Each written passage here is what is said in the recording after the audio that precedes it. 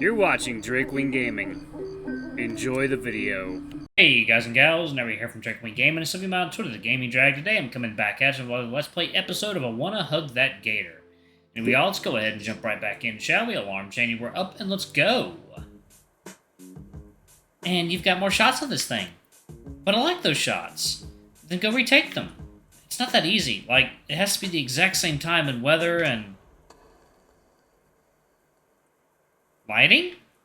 The abrupt darkness coincides with the vague ambient sound of the ventilation shuddering to a halt. The blackness is all-encompassing. I can't even see Olivia, who I know is right next to me. Inko? Her voice helps me confirm that we're still alive in some fashion. But there's a shakiness in her tone, which sends a tense rattle down my spine. Our breathing is the only noise. It's as if we'd been encapsulated in a void of nothingness. I'm still here. I know that!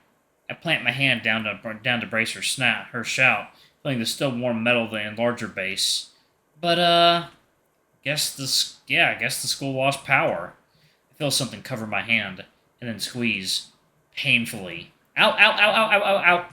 Sorry. The pressure lessens, but she doesn't let go of my fingers. No, it's fine. There's a subtle shake in the scaly limb in my hand, but when I brush my thumb across it, the limb eases. Hey, stop that. Stop what? Just that. Stop that thing you're doing with your hand. I shrug, and then want to slap my face when I realize she can't see that. Alright. Standing here in the darkness of the dark room isn't getting us anywhere. We should go find... Jesus, that was loud. Ah! Olivia! Inko! Ah! My instincts kick in. I hop back to make space between us and the killer. I turn my back to them, to become a defensive wall. I wrap my arms around Olivia's head to make sure she's 100% protected. Hey, it's me, Mr. Iadakan. It took a bit to find a flashlight, but with how this room is... I look up to the shining white pterodactyl pointing the flashlight at his own face. Oh. Get off me, you git! Oof. Look, I'm not paying you two to get frisky in the closet. That's what Trigham's class is for. We're not Mr. Iadakan holds up a pale hand, his grin widening. Relax, I'm just joking around. He leans against the doorway to get a better look inside the dark room with his flashlight. Power's out for the whole block, and apparently our backup generator's decades old and is only keeping the AC on. Someone should get fired for that. Come on, we can wait it out in the studio. Olivia follows me out into the main classroom as we trail slowly in Mr. Iadakan's wake. The slow sounds of his gait sets a nice contrast to the rain lashing against the windows. Whoa, it's really coming down outside. Think it'll flood?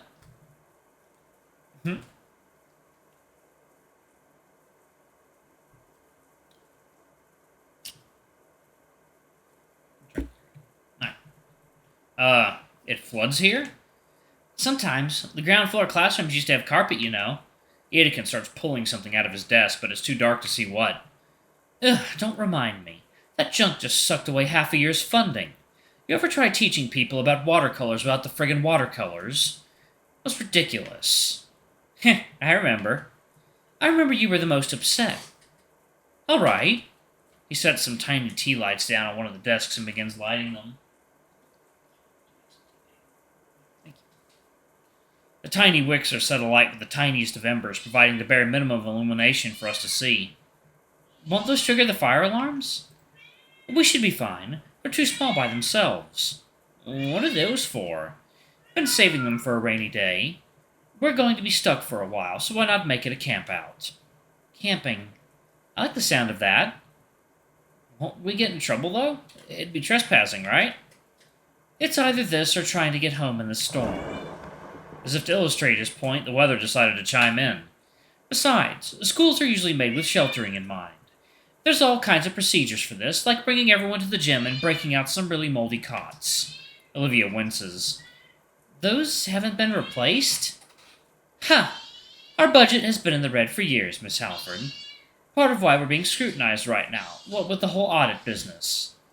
Anyway, we're the only ones left on campus, so I'm not going to go through all that trouble. So just relax for now. I've already called a taxi for both of you. Taxi? I made the call as soon as the power went out. It's just going to be a while to get one ready and send it out. what'll we do in the meantime? Our teacher has a wicked grin. You're not done with that homework, right? Ha! Oh, I'm kidding, I'm kidding.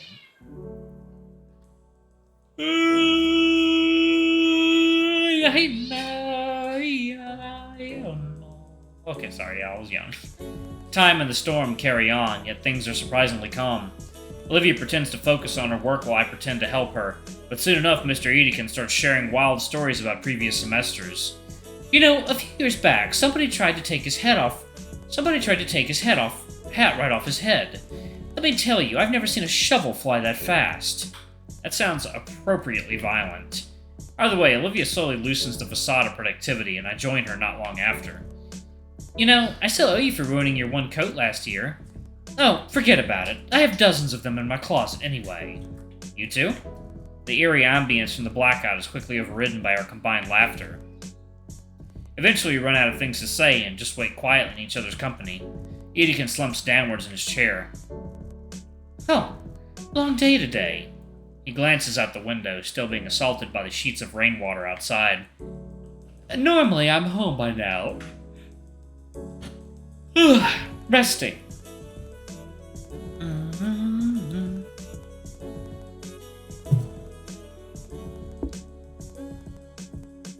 You two mind if I relax a little here?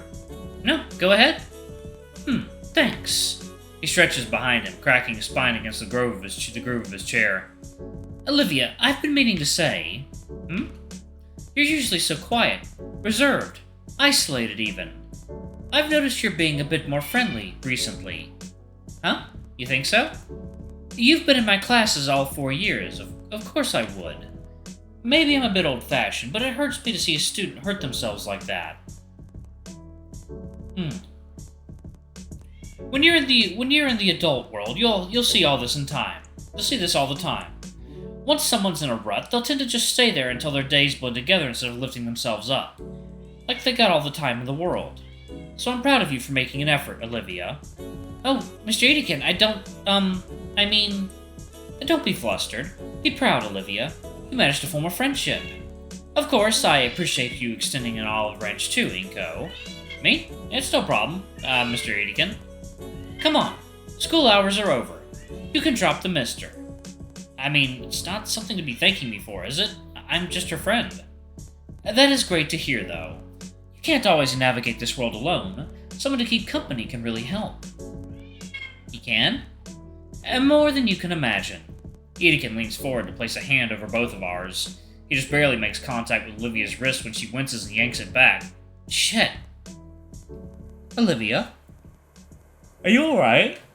Oh, I'm fine. That just hurt. I was fine before, though. You've been trying to stay off that wrist all day. Was it that bad? It was feeling better. I even helped build those doohickeys. The print enlargers. He covers his eyes with one hand. Of course. Great move. Student's been overworking herself, and I think to give extra physical work. What am I doing? It wasn't your fault. I didn't want you to worry.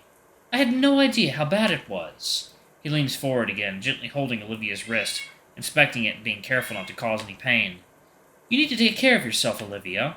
If something were to happen, I know you'd be completely beside yourself. I know.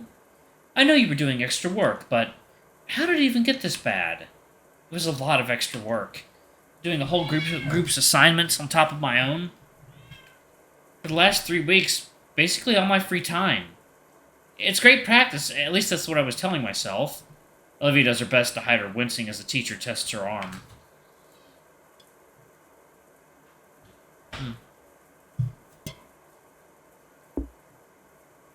I never would have made it to graduation. All because of that painting you switched.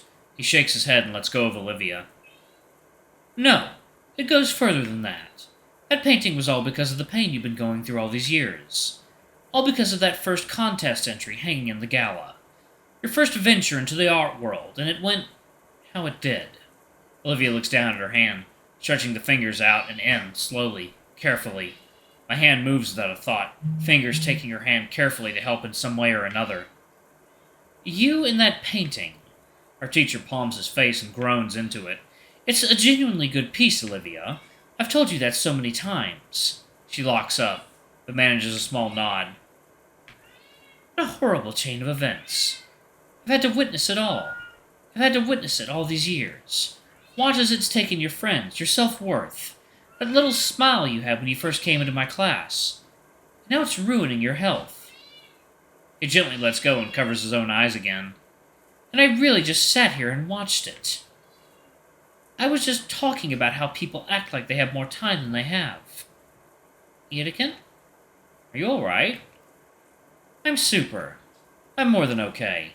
In fact, I made up my mind about something. You. Take her to the gala, please. There's something I want you two to see. You... No words, just do it. Please. I nod.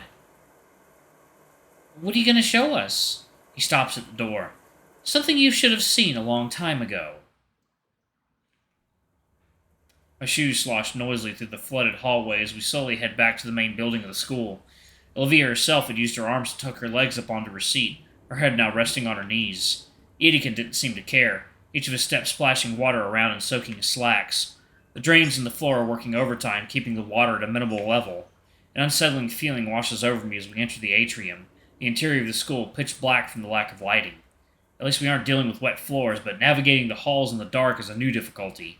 Olivia brought out her phone, using its flash as a light to shine our way, but I'm still unnerved. The only sound I hear is the squelches of my shoes and the awkward dripping from both Olivia and I. It was then I realized that Iadakan had left us behind. Mr. Iadakan? Her voice bounces down the dark halls of the school. Did you see where he went? Kinda. I think he went that way. I could just make out Olivia's hand, pointing thanks to her phone, toward the school's offices. I keep pushing Olivia, though taking my time as I feel my shoes threaten to slip with each step I take. It's slow going. Between the eerie darkness and my slow steps, what should have taken us a minute at most takes about 3 minutes for us to arrive at the gala. Well, we're here.